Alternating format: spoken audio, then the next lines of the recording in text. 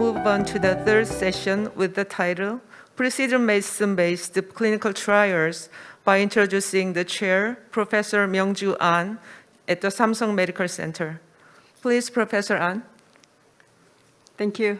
Welcome to this session. My name is Myung-Ju An, medical oncologist at Samsung Medical Center. It's my great pleasure to be a chairperson in this session. We are going to discuss personalized medicine-based clinical trials in this session. We invited 3 distinguished speakers from worldwide, but unfortunately, we don't have a Q&A session, so we just listen to the video recording. The first speaker is Dr. Richard Session3.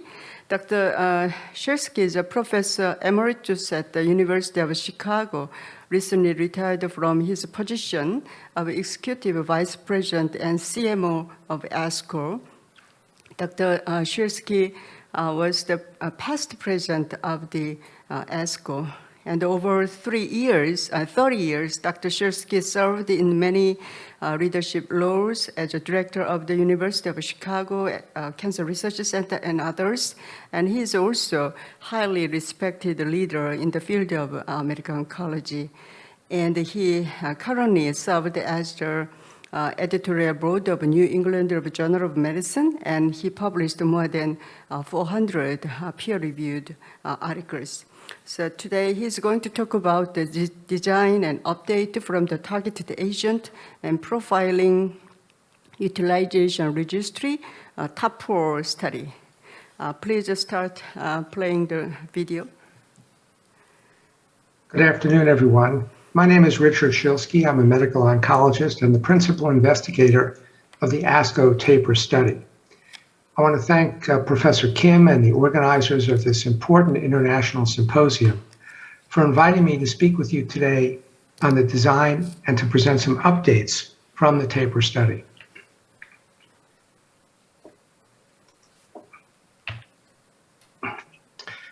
I should acknowledge that ASCO, the sponsor of the study, receives grants from a number of pharmaceutical companies to support the TAPUR study shown on this slide, and use this as an opportunity to thank those pharmaceutical companies for supporting the study over many years now. I also will acknowledge that I'm a consultant to a number of companies shown on the bottom of the slide. Now, TAPUR is a phase 2, multi-center, multi-basket, pragmatic precision medicine study. The overall goals are to learn from the real-world practice of prescribing targeted therapies to patients with advanced cancer whose tumor harbors a genomic variant known to be a drug target, but outside of the approved indication for the drug. And importantly, a secondary goal is to educate oncologists about implementation of precision medicine in clinical practice. Eligibility for TAPUR is broad and pragmatic. Patients with advanced solid tumors, B-cell non-Hodgkin's lymphoma, and multiple myeloma for whom no standard treatment options exist are eligible to participate. When the study began, it was open to patients age 18 and older, but subsequently we've lowered the enrollment age to at least age 12. Patients who have adequate organ function broadly defined and an ECOG performance status of 0 to 2 are eligible. TAPUR does not pre-specify any particular genomic test, but is willing to accept the various types of genomic tests shown on this slide to qualify a patient to participate, so long as the test is performed in a CLIA-certified CAP or New York State accredited laboratory. TAPUR does have, in addition to these general inclusion and exclusion criteria, treatment-specific inclusion and exclusion criteria as necessary according to the specific requirements of the individual treatments used in the study. Now, this is a schematic that shows how the study operates. The physician has already obtained the result of a genomic profiling test on the patient's tumor.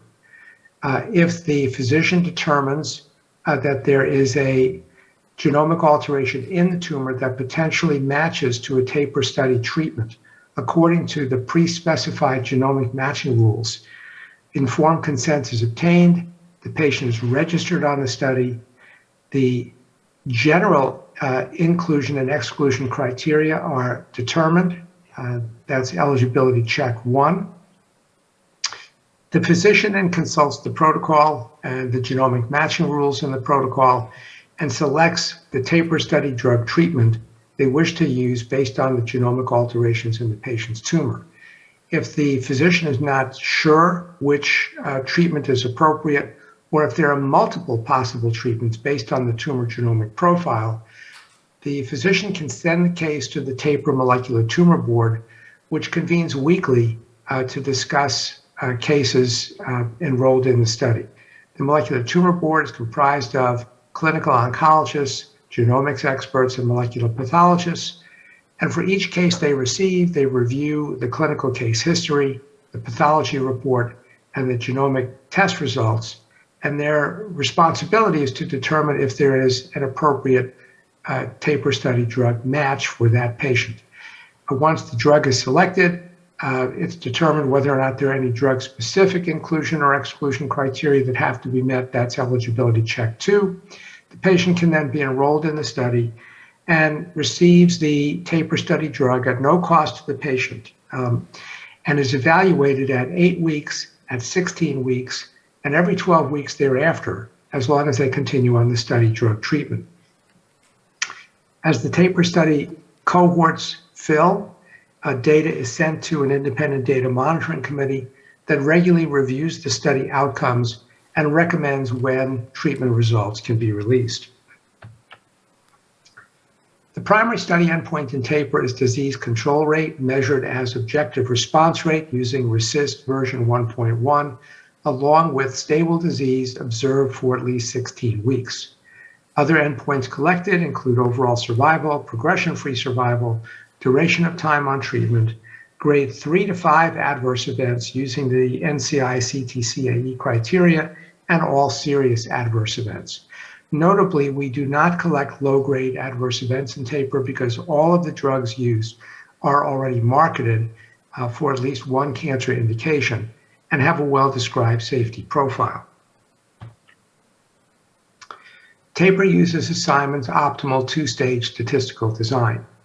Each tumor type, gene target, and drug define a cohort in the study. The null hypothesis is that the disease control rate will be less than 15%. The alternative hypothesis is that the disease control rate will be at least 35%. We enroll 10 patients per cohort.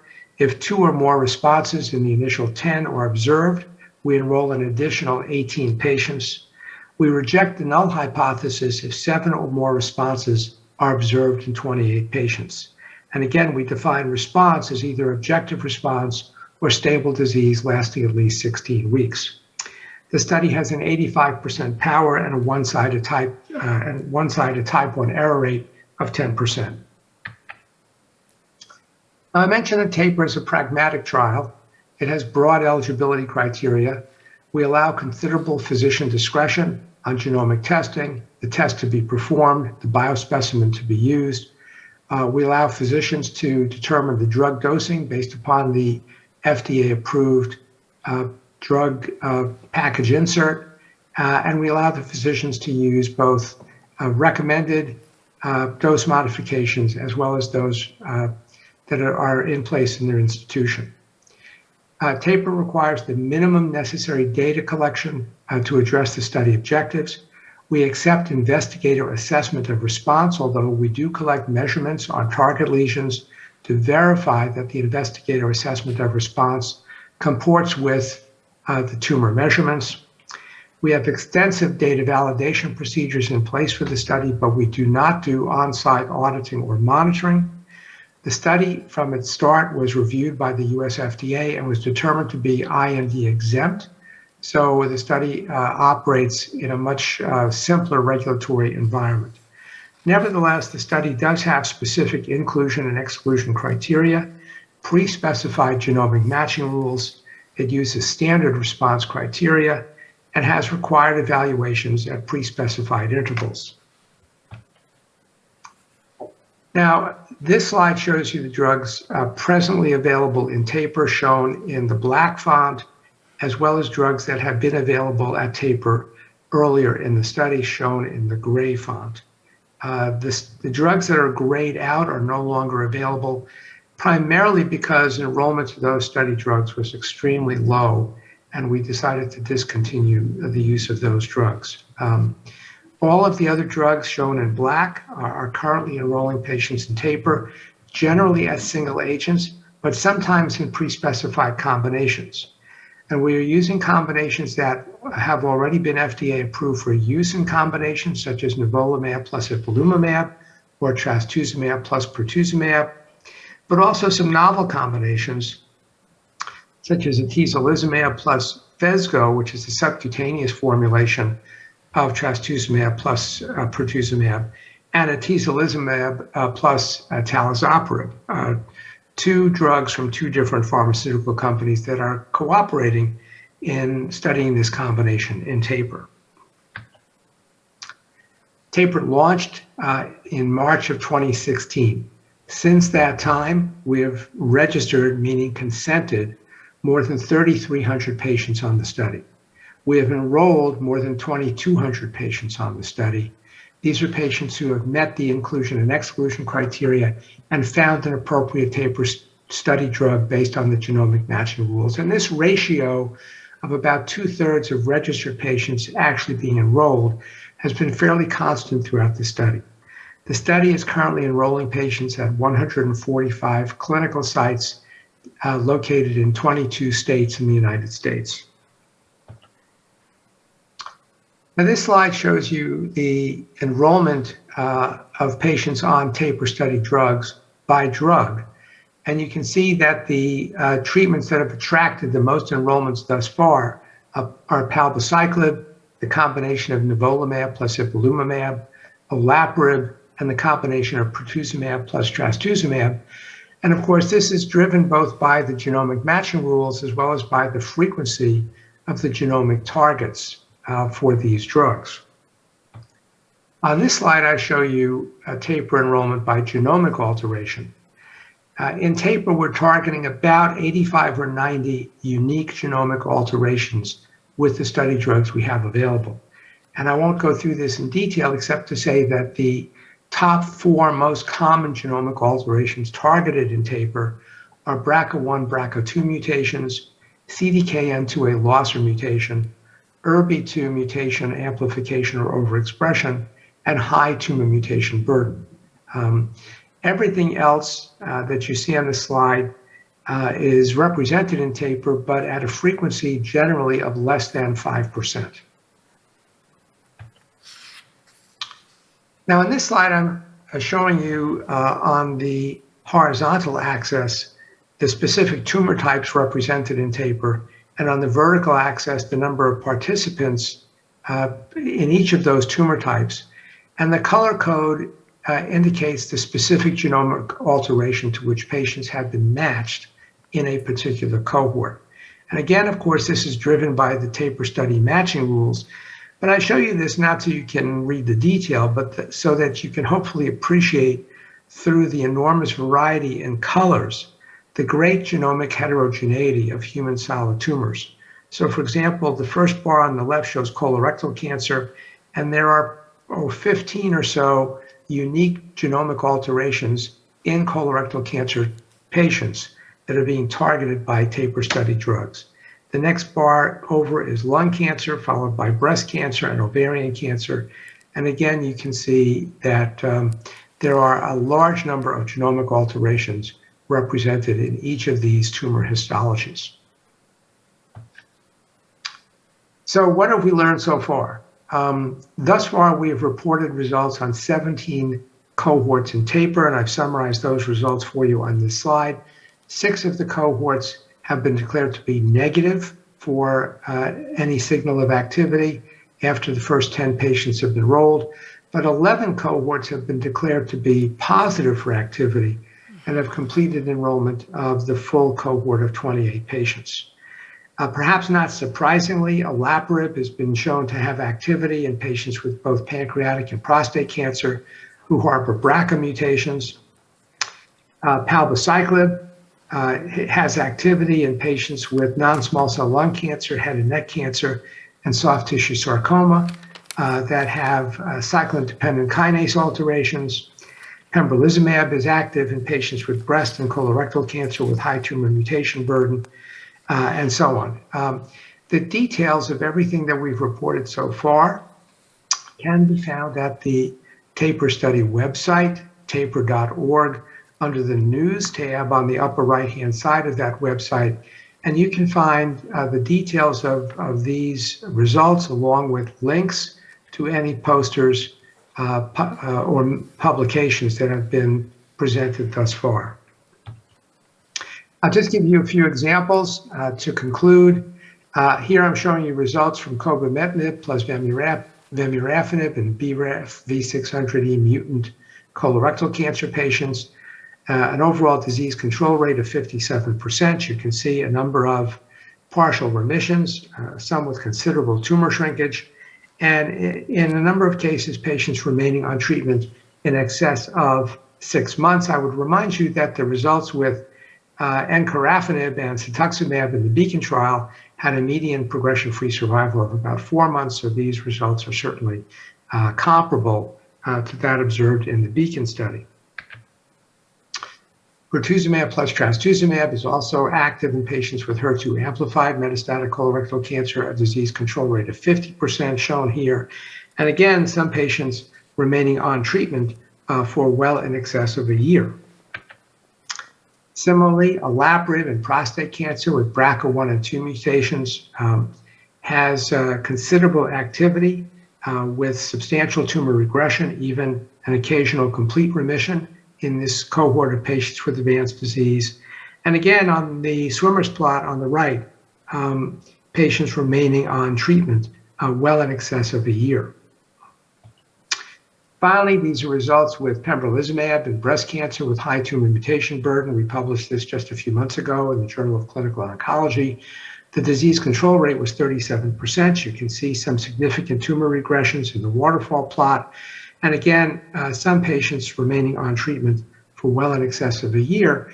And I would point out that breast cancer was not included in the data set that Merck submitted to the FDA to support the tumor mutation burden histology agnostic drug approval. So we think this data adds important new information regarding the utility of pembrolizumab, specifically in patients with breast cancer. Now, there were many challenges in implementing the TAPUR study that are summarized on this slide. I will highlight for you in particular the third one down, defining, monitoring, and analyzing the study cohorts. TAPUR is a platform, and at various points in time, given the way we've defined cohorts, there have been as many as 400 unique cohorts enrolling patients simultaneously on the platform. That led us to adopt as necessary what we call cohort collapsing rules shown on this slide. And the problem is illustrated by the histogram at the bottom, where we're showing you the number of cohorts, as I said, as many as 400. And on the vertical axis, the number of patients included in those cohorts.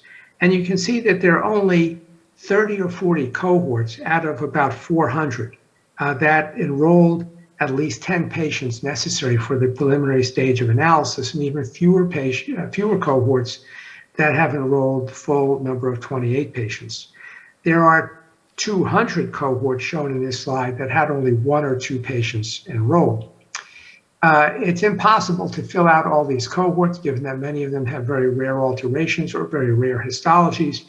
Therefore, we implemented a cohort collapsing rule shown in the middle box. If there are 5 or fewer patients enrolled in a cohort in 18 months, or fewer than 3 patients enrolled in a cohort in 12 months, then that cohort is eligible to be collapsed with other cohorts targeting the same genomic alteration into what we call a histology pooled cohort, which is then analyzed just based upon the gene being targeted and the drug being used. Now, going forward, we have begun to implement some histology agnostic cohorts in TAPUR right from the start when we are targeting particularly rare alterations. So as you can see here, Afatinib is being studied in a histology-agnostic cohort for patients whose tumors have NRG1 fusions, and entrectinib for tumors with ROS1 fusions, excluding non-small cell lung cancer, which is the approved indication. Larotrectinib is being studied for patients with tumors that have NTRK amplifications, not fusions, which is the FDA-approved use. And when we added the atezolizumab plus talazoparib combination, we're targeting two different histology-agnostic cohorts, either patients who have BRCA1 and 2 mutations in their tumors, or patients who have homologous recombination deficiency-associated gene mutations with the specific genes shown on the slide. Finally, there's a atezolizumab, trastuzumab, pertuzumab histology-agnostic cohort for tumors that have ERBB2 amplifications. I'm very proud to say that TAPUR has inspired similar studies around the world, and I've summarized those on this slide.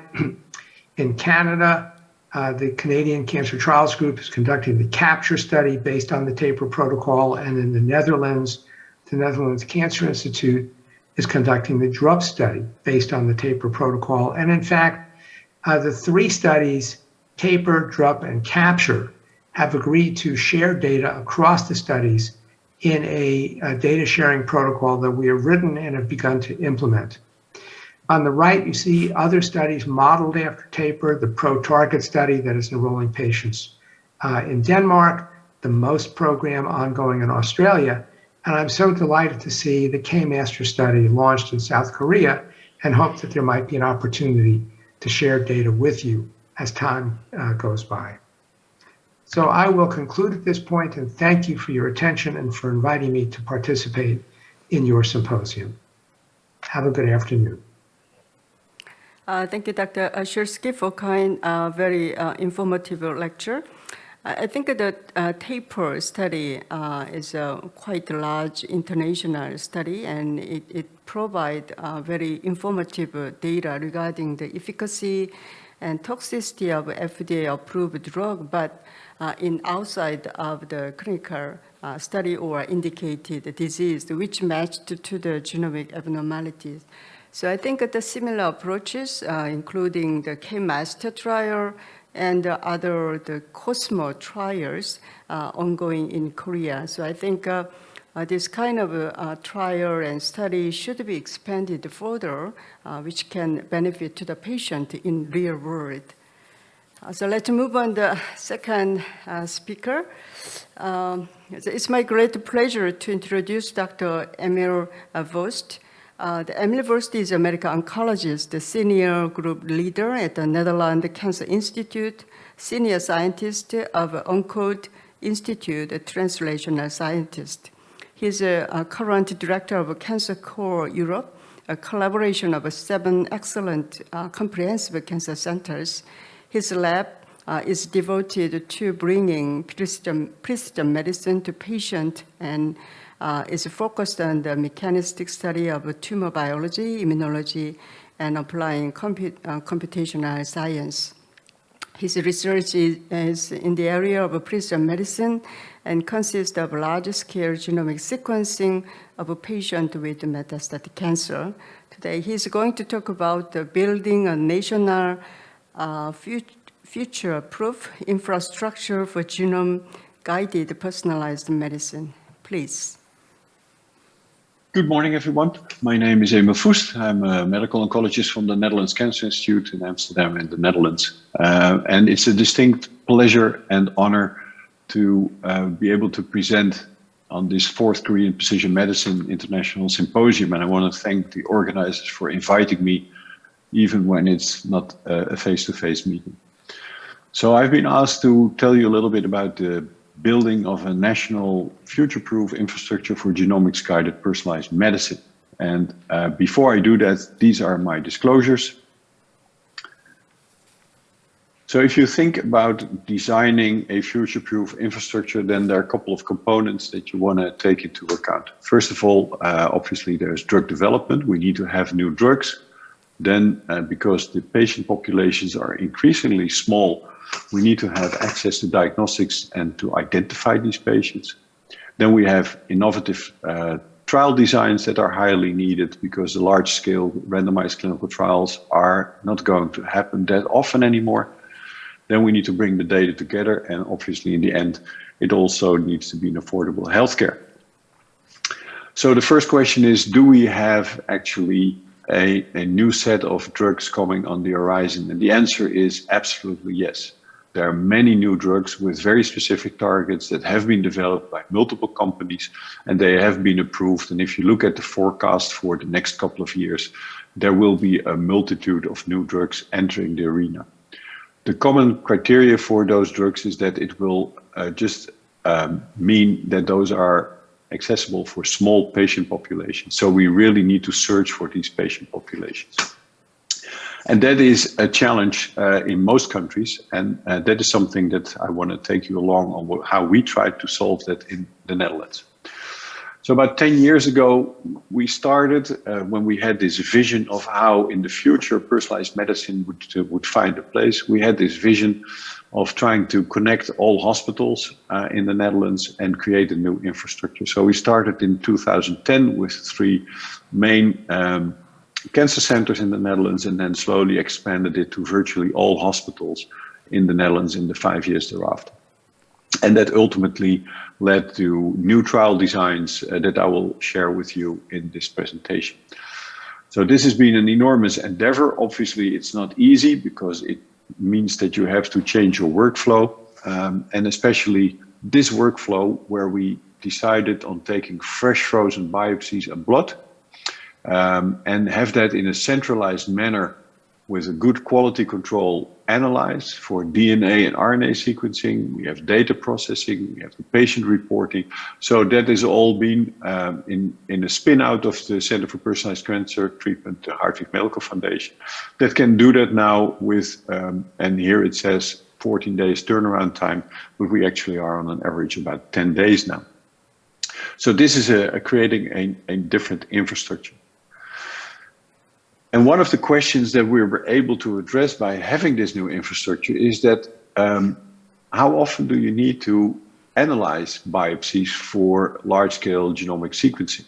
And the general opinion was that the genomic profile of a tumor was very volatile and depending on the intermittent treatments. So people were scared that you need to do large-scale sequencing every change of indication. And here in a very large set of 239 patients that we just recently published, we have whole genome sequencing on paired biopsies with an interval of about 6 months. And this is all real life data. So this is all patients undergoing intermittent treatment and then taking another biopsy. So the main take home message here is on 2 levels. So first, we looked at on-label biomarkers, so that you have to realize that that is something like a KRAS in colorectal or HER2 amplification in breast cancer or gastric cancer. So the on-label biomarkers. And if you do the analysis for the whole set, then actually you see that there is a 99% concordance between the 2 biopsies. So it's very rare that you lose or gain a on-label treatment indication in this patient set.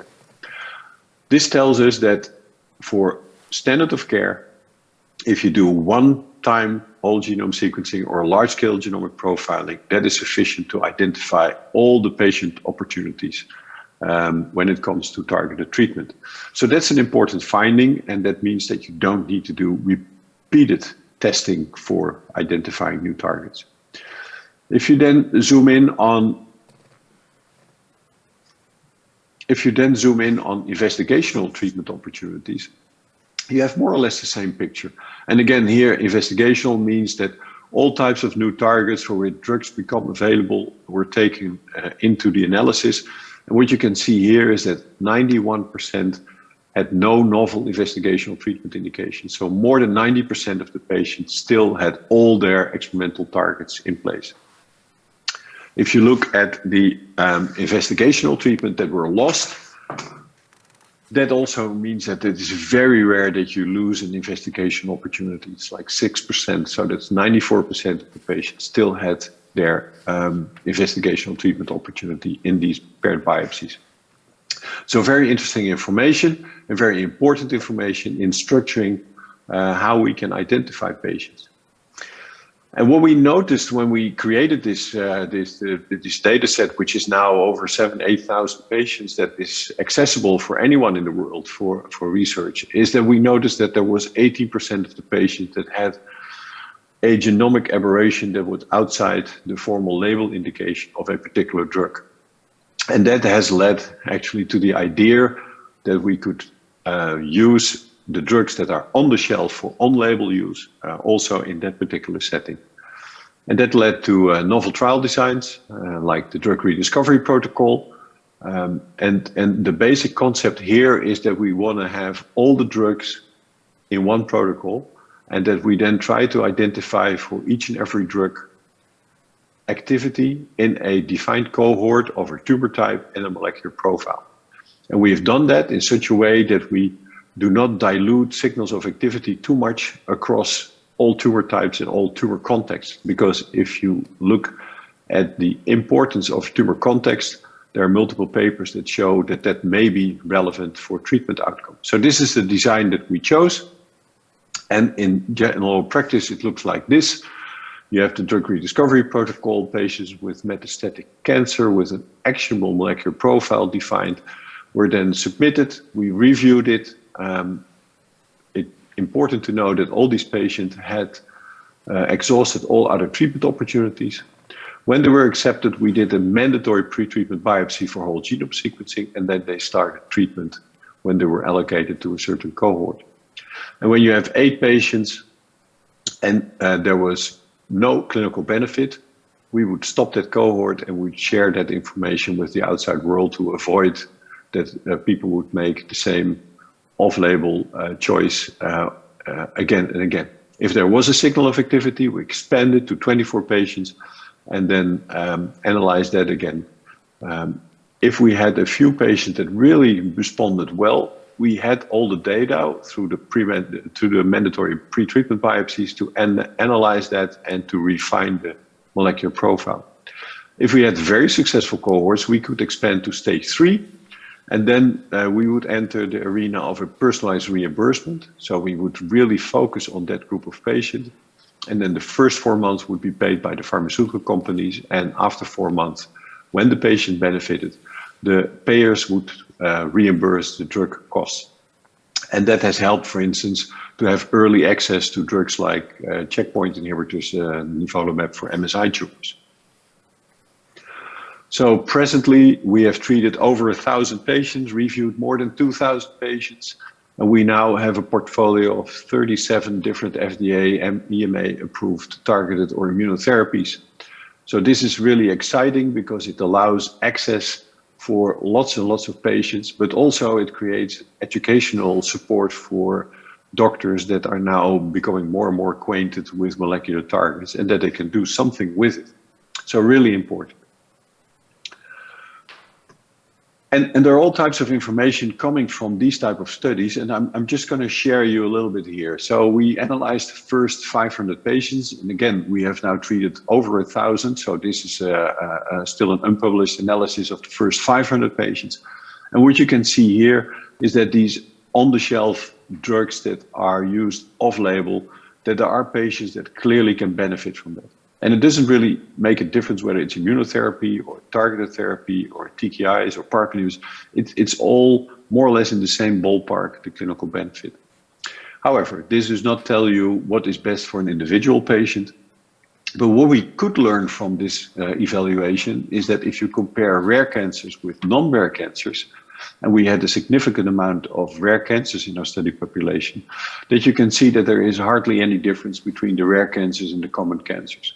So for us, this is a clear signal that we should be aware that rare cancer patients deserve the same type of comprehensive molecular profiling as common cancers, and then enter them in protocols like the drug rediscovery protocol or otherwise to make sure that these patients also get the opportunities of all the new science coming along.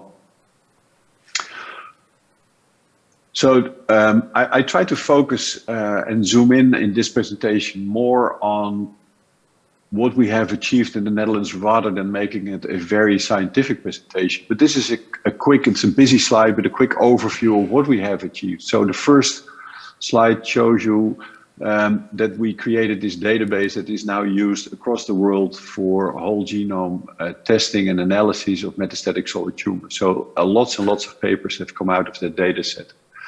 We have the drug rediscovery protocol that we described initially in Nature, and now several cohorts have been published or are underway to be published. So that is very educational for medical oncologists who want to treat patients with a certain specific targeted treatment. We've also shown and convinced our regulatory authorities that at least one time you need to have comprehensive genomic testing, and then you cover more than 90 and sometimes even 98% of the patients and all the targets that are needed. So that will avoid inequality in care, that you simply do not test or find patients that could benefit, for instance, from NTRK fusions. Rare cancers, we have shown you on the rare cancers, we have the various cohorts that are presented here. For instance, the HER2 exon 20 mutated non-small cell lung cancer that was recently presented. And we're also looking at larger cohorts of patients, for instance, with CDK4 and 6 that were given a single agent treatment and see how effective that is, to make sure that people are not overexposed to drugs that are not working in that particular setting. And the final tool is, because we are very much working in the real life arena, we also look at the real life problems like having patients fed by a tube rather than just having an oral medication, and then looking at the exposure of the drugs in patients. And then finally, we have expanded it now to a harmonizing patient access program, the Dutch Access Protocol, and I'll show you that. One important feature is that it always means that if you work with very rare targets, that you'll have, as a single country, not enough impact to come with definitive answers. So very early on, we have reached out and we have shared all our information and protocol and ECRF to all the countries that were interested. So now in Europe, several countries are starting up their protocols. We have been closely collaborating with TAPUR and CAPTUR in Canada and the US, and in Australia with the MOST trial, with the ultimate goal to create this joint database and make sure that we share data across countries. So then quickly about our new protocol, the Drug Access Protocol. One of the things that we noticed with the single arm studies is how quickly these drugs became accessible for patients. And what we noticed is that the regulatory authorities are more or less struggling with single arm non-comparative studies, and that the healthcare authorities and payers raise concerns about the clinical effectiveness in combination with standard of care.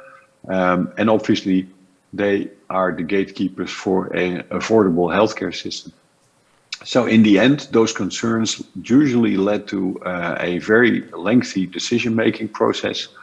And in the end, that means that patients will not have access to these novel drugs. And that's not good, because then that means that our new technologies and new science are actually not reaching our patient. So that's not good. And we try to solve that by creating this Drug Access Protocol. So it's initiated by the Dutch Society for Medical Oncology and Thoracic Oncology. So it's a doctor-driven protocol. And the main purpose here is to bridge the period of evaluating medical information and price negotiations by harmonizing named patient progress, compassionate use progress, and et cetera, et cetera. So we try to bring together in a very early stage already all that information, and that will help in the end to create something of a systematic data collection on efficacy and safety.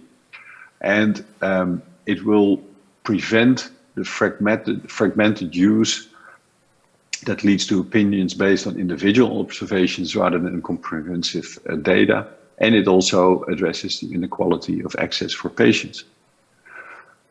So what we have here is a study flow chart, very simple, basic study. where we do everything what would be done in real life, but we have a very structured data collection. And for now, we have drugs like Genomic-guided for metastatic squamous cell carcinoma of the skin. We have the track fusions in a tumor agnostic reimbursement setting, and the first drug as a compassionate use program, selpercatinib. That is an example of how many drugs we can enter in this systematic collection of data. And I think that will be extremely helpful for all the future drugs coming along.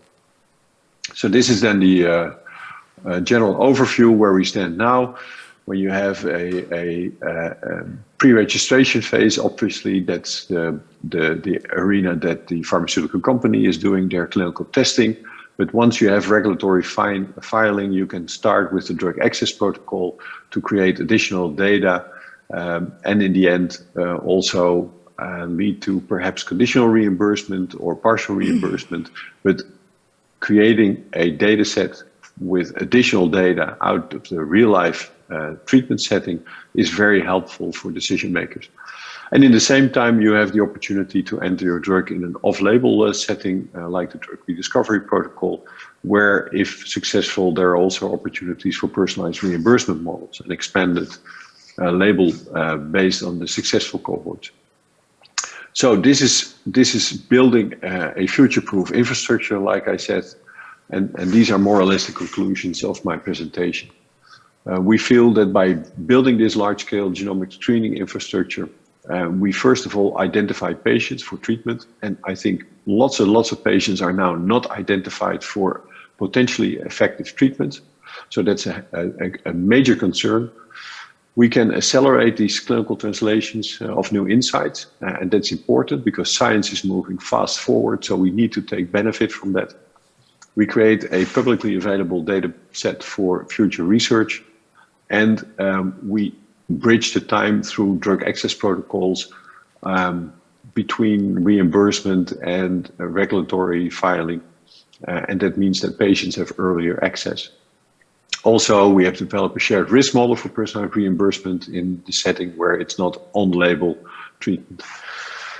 So having said that, this is my last slide, and I want to thank, obviously, the many, many people, and this is just a selection of so many people that have worked on these protocols. I want to thank my co-PIs for the drug rediscovery protocol, Hans Gelderblom and Henk Verheul, and my co-PIs for the drug access protocol, Egbert Smit and Heiko Bloemendaal. And obviously the health insurance have been instrumental in making sure that this will fly. So thank you very much for your attention, and hope in the near future we'll be able to exchange thoughts and ideas on these type of programs when we have face-to-face meetings. So stay healthy and thank you for your attention. Thank you, Dr. Wust, for excellent talk. I think the drug trial is another one of the largest national study conducted in Netherlands to fulfill the genome-guided personalized medicine. So one of the unique feature of a drug trial is that they use the sequencing of a paired biopsy and using the whole genome sequencing rather than the targeted sequencing, which is commonly used in many countries. So I think I hope this comprehensive infrastructure and the collection of the very comprehensive data will fulfill the personalized medicine in the future, especially in rare cancer. So let's move on to the last talk. The last speaker is Dr. Se-Hoon Lee. Dr. Lee graduated from Seoul Regional University and finished the PhD. And also he was the visiting doctor at the Dana-Farber Cancer Institute, Broad Institute. And currently he's a professor at the Samsung Medical Center as a medical oncologist. He's going to talk about is DNA panel sufficient for precision medicine? And he's going to share with us the experience of a SUKSES trial. Please. Today's my topic is DNA sufficient for precision medicine? Experience from SUKSES, small cell lung cancer precision trial. conducted by Samsung Medical Center. I'm Seon Lee, a medical oncologist from Samsung Medical Center. I can modify the title to "Is DNA panel sufficient for precision medicine?" to describe today's topic more exactly. We are conducting precision oncology trial using NGS data in small cell lung cancer, the tumor type with a big clinical unmet need. Total 6 institutions in Korea are participating in this trial. SUKSES means Small Cell Lung Cancer Umbrella Korea Studies. The study is supported by AstraZeneca with support of a drug and funding. We started this umbrella trial in December 2015. At the beginning of SUKSES trial, we designed multi-arm trial with selected biomarkers such as BRCA1/2 or MYC amplification, erythroid amplification, etc. And we also conducting the biomarker negative or biomarker non-selected patient group too. Small cell lung cancer has a large extent of genomic instability. Therefore, many researchers expected a good result from DNA damage and repair inhibitors in small cell lung cancer. But many agents failed to show consistent efficacy in this tumor type. From this finding, we can assume that biomarker selection could be one way to successful development of DDR agent in small cell lung cancer. Biomarker inclusion criteria in this trial is as follows. Cancer panel named Cancer Scan with 381 genes using tumor tissue DNA is a sort of tissue NGS panel. For SUKSES B-arm PARP inhibitor, homologous recombination gene mutation was selected for this group. BRCA1/2 mutation, ATM deficiency, or MR11N mutation. And also we included other HR pathway genes actually included in the cancer scan panel. For SUKSES C V1 inhibitor, MYC family amplification, MYC, LMYC, and NMYC gene amplification were included in this trial. CDKN and TP53 co-mutation also included for this arm. Richter amplification, defined as copy number 4 or more, were included in SUKSES D mTOR complex 1/2 inhibitor.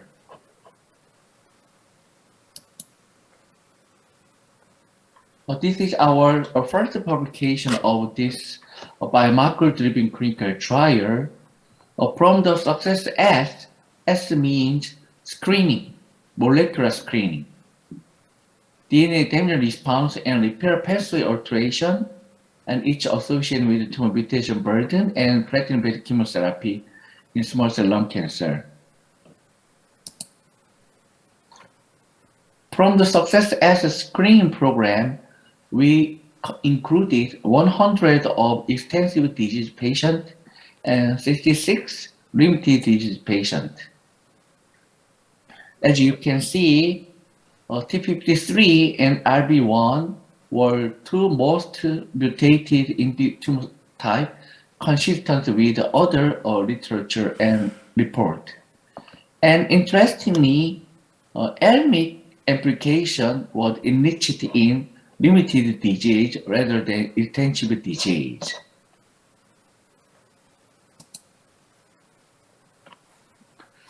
To see the DNA damage and repair pathway, we separated the DNA double-stranded break repair pathway and single-stranded break pathway. As you can see, Fanconi anemia, homologous recombination, or non-homologous end joining repair pathway did not affect operation-free survival in this group. And also, single-stranded, double-stranded repair BR, MMR, and NER also did not affect progression-free survival in this actually extensive stage small cell lung cancer group. So-called success C, D, N1, and N3 arm.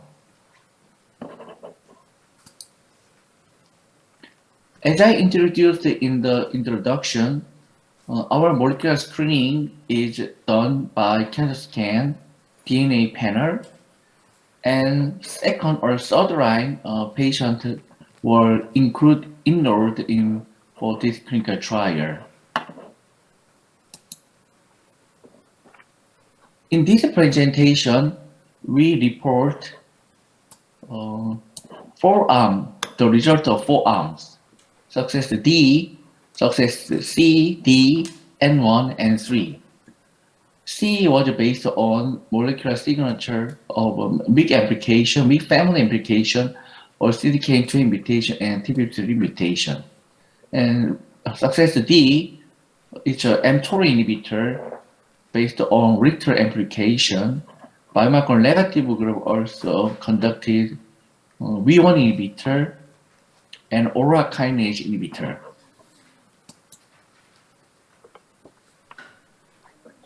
With the total patient characteristics, success D and success D, CD, N1, and N3.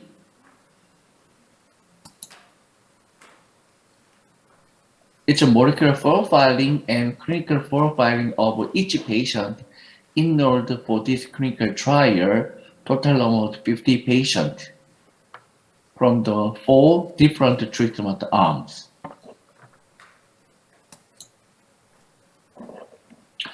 Success C, V1 inhibitor, it's a molecularly selected MYC family amplification. There is no objective response rate.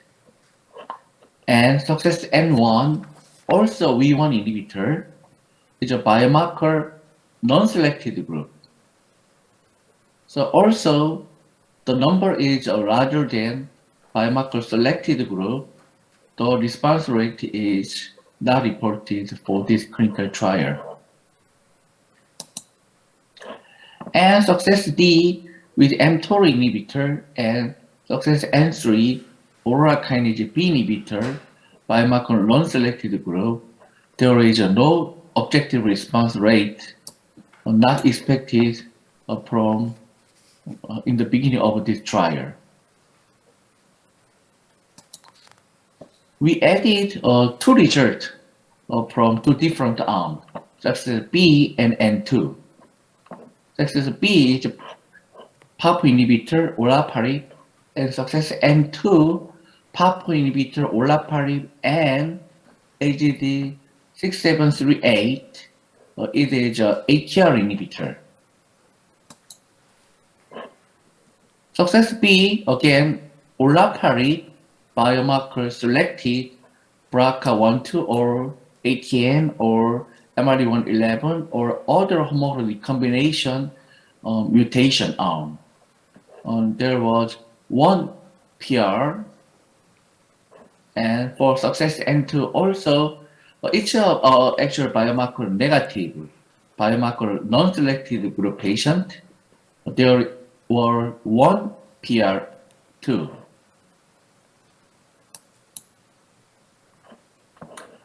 It is a first partial remission case from success B PARP inhibitor olaparib. Lung tumor and medial lymph node shrinked by substantial degree. So this patient was assessed as partial remission with PARP inhibitor in success B. And success N2, PARP and ATR inhibitor combination had a partial remission too. Liver metastasis and lymph node metastasis shrinked by substantial degree. These patients are also assessed as partial remission. But actually, from the experience of success B and N2, olaparib monotherapy and combination with ATR inhibitor shows just one case of partial remission. So we stopped this clinical trial at first stage following the predefined criteria of stopping clinical trial. From the sixth arm of umbrella trial, biomarker selected B, C, D, and also biomarker non-selected N1, N2, N3.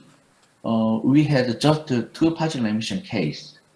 So we can conclude further study should be conducted to identify better predictive marker to find out good efficacy drug for small cell lung cancer patient.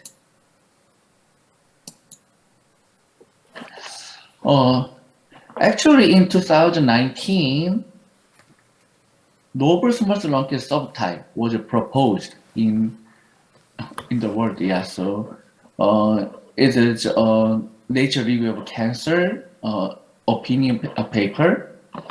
So this classification is non-neuroendocrine and neuroendocrine carcinoma. Small cell lung cancer A type is transcription SCL1, and N type based on UroD1 transcription factor, and small cell lung cancer Y type is a YAP1 transcription factor, and small cell lung cancer P type 4-F3 transcription factor is characterizing transcription factor in classifying small cell lung cancer subtyping. So after this report, we explored the subtyping of small cell lung cancer, immunohistochemistry and transcription data, cell line data, and for the setup of immunohistochemistry, we used small cell lung cancer cell line data and small cell lung cancer patient sample data, immunohistochemistry and transcription. And we compared the clinical outcome based on immunohistochemistry. And also, we will do iron response matching in the future. From the cell line, transcriptome and immunohistochemistry result, it's a immunohistochemistry result. So, representative subtype of a cell line showed prominent expression of each transcription factor, SCL1, UroD1, PO2F3, and YAP1, etc. So this immunohistochemistry result is very well correlated with each transcription factor for the definition of this small cell lung cancer cell line subtyping. It's a representative case of from small cell lung cancer patient sample. It's a representative A type, N type, and very interestingly, different from cell line data, patient data has some mixed type, yeah, SCL1 and UroD1 mixed type, and P type also shown from the small cell lung cancer patient samples. From the overall survival analysis in extensive disease patient, A type and test type, A type from N type, and triple negative group has a better prognosis compared to N type or P type. Actually, N type and P type has a poorer prognosis than A type, triple negative, or trans type. This finding is very consistent with previous observation. So, from the experience of a SUKSES trial, we have some lessons for biomarker inclusion criteria. Actually, we have had cancer panel criteria with the DNA NGS panel. For example, success and homologous combination. Many homologous combination gene pathway mutation was included. For recent review paper, homologous recombination dependent biomarker could be multidimensional. So actually mutation, germline or somatic mutation, HR pathway is covered by SUKSES, but gene expression signature of BRCA, functional HRC, mutation signatures of a homologous recombination defect, or genomic scars of homologous recombination defect is not covered by SUKSES because this panel is just DNA tumor tissue DNA panel. To see the gene expression signature, we should conduct transcriptome data using RNA, and mutation signature DNA panel could not cover the mutation signature, so we should perform whole genome or whole exome sequencing. Also, genomic scars of homologous recombination defect, we should perform whole genome or whole exome data. And second lesson from SUKSES experience. For example, SUKSES WEE1 inhibitor, we included MYC family amplification. At that time, we considered MYC amplification and LMYC amplification, and LMYC amplification could be classified into one group. But recent advance of small cell lung cancer biology, actually MYC high group and LMYC high group could be separated in terms of biology, prognosis, and treatment outcome. For example, MYC high group, the downstream logic pathway should be wild type, and SCL1 expression was lost. But LMYC high group, downstream logic pathway should have a mutation, and also SCL1 expression maintained. So also DNA subtype of small cell lung cancer is distinct in terms of MYC amplification and MYC amplification. MYC overexpression, P-type and N-type is enriched, and LMYC overexpression, A-type is enriched. To see the differentiation of MYC and LMYC biology, we should perform whole transcriptome using RNA or immunohistochemistry using good antibody and setup process. A third lesson from SUKSES biomarker inclusion criteria. At that time, we had no information about subtype of small cell lung cancer in 2015. Four type based on transcription factor, SCL1, URD1, YAP1, and PO2F3 of small cell lung cancer proposed in 2019, actually 3 years after beginning the initiation of this SUKSES trial. Now, subtype could be a predictive biomarker to treatment.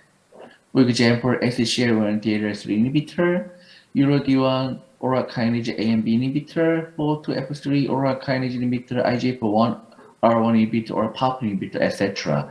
And YAP1 could be a biomarker of immunotherapy prediction. So we have known that at this time, subtype should be integrated as a predictive biomarker to treatment to select the patient which responds to specific DDR agent. This information could be get from the whole transcriptome and immunochemistry. And fourth, lessons from SUKSES trial, especially SUKSES as molecular screening. So again, we didn't have any subtype information at the time, and recent biology shown small cell lung cancer subtype plasticity, actually transformation, SCL1 type A type, 2, UroD1 N type, and YAP1 Y type. So the patient has not just one type of one subtype of small cell lung cancer. For example, at the initial diagnosis, the patient has A type, but at the progression of therapeutic agent within the SUKSES trial, the patient can have another subtype N or Y subtype. So we should monitor the subtype transformation during the course of a patient's treatment. So serial sampling should be considered to see the exact subtype of some patient. So this information can be reconstructed with CTC, circulating tumor cell, or circulating tumor DNA. At the beginning, for the SUKSES as a screening program, DNA panel, and now SUKSES S2 screening version 2 program, more of the recombination defect or exome or transcription data could be integrated, and RNA subtyping and MIG amplification. We should conduct the transcriptome and immunochemistry, and for subtype transformation, a serial blood is essential for the selection of for the right drug and right target. So we conducted 6 biomarker selected and biomarker non-selected clinical trial within the umbrella of small cell lung cancer SUKSES. And now ongoing B2 is actually based on RNA subtype 2 and M5 and 4 and 5. Although this trial is biomarker negative, we have extensive exploratory analysis for to find out the adequate biomarker for the this DDR agent. So actually, in the concept of our SUKSES trial, umbrella, it is a type of umbrella trial, but now the concept is also master protocol is also evolving. So now this SUKSES trial is a sort of platform trial. It's a modification based on recent biology and recent biomarkers and actually blood biomarker on serial monitoring too. In summary, lessons from SUKSES: is DNA panel sufficient for precision medicine? With the advance of biology understanding of small cell lung cancer, we expanded the biomarkers to select the patient for the specific mechanism of drugs beyond the DNA panel. It could be an answer to the question, is the DNA panel sufficient for precision medicine? For example, whole transcriptome, whole genome, or whole exome, or sometimes immunochemistry with an extensive set of process. And for serial monitoring, CTC or ctDNA could be integrated for precision clinical trial. Thank you for your attention.